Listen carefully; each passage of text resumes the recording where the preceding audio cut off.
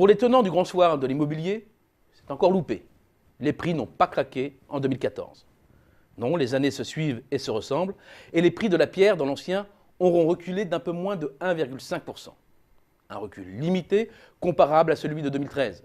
Et selon nos estimations, cette tendance devrait se maintenir en 2015.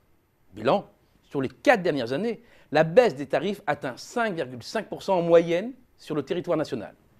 Une baisse somme toute relativement modeste, dès lors qu'on la replace dans l'historique d'une flambée immobilière sans précédent. Malgré cet accroc, les prix de l'immobilier se sont appréciés de plus de 142% en 19 ans, soit au rythme de 4,8% l'an. Face à cela, le revenu des ménages n'a pas tenu la cadence. En hausse de 73% sur la période, c'est près de 2 fois moins vite. Du côté des volumes, c'est-à-dire du nombre de transactions, l'année se clôturera sur environ 720 000 mutations, c'est-à-dire un chiffre comparable à celui de 2013, mais en retrait de 12% par rapport aux plus belles années, très légèrement supérieur à sa moyenne de long terme. 2015 ne changera pas réellement la donne, avec 730 000 ventes prévues.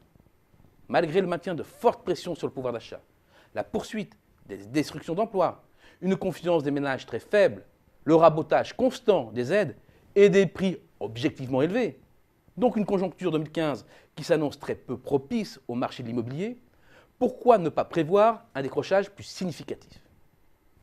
Parce que le marché tient à un fil et qu'il est solide, celui de taux d'intérêt historiquement bas. Historique. Une fois n'est pas coutume, le qualificatif n'est pas usurpé. Les chiffres bruts d'abord. 2,35 sur 15 ans, 2,65% sur 20 ans, 3,20 sur 25 ans, selon le courtier empruntis.com.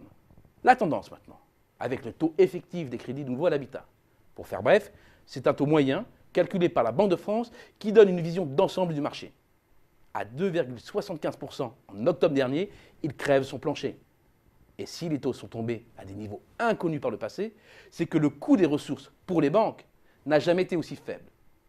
Tant que le spectre de la déflation rôdera, tant que la reprise ne sera pas effective, la politique monétaire de la Banque centrale européenne restera accommodante. Mieux, les marchés parient maintenant sur un nouvel assouplissement début 2015. Alors bien entendu, descendues en dessous de 1% courant décembre, les obligations d'État à 10 ans ne peuvent plus grappiller que quelques dixièmes de points.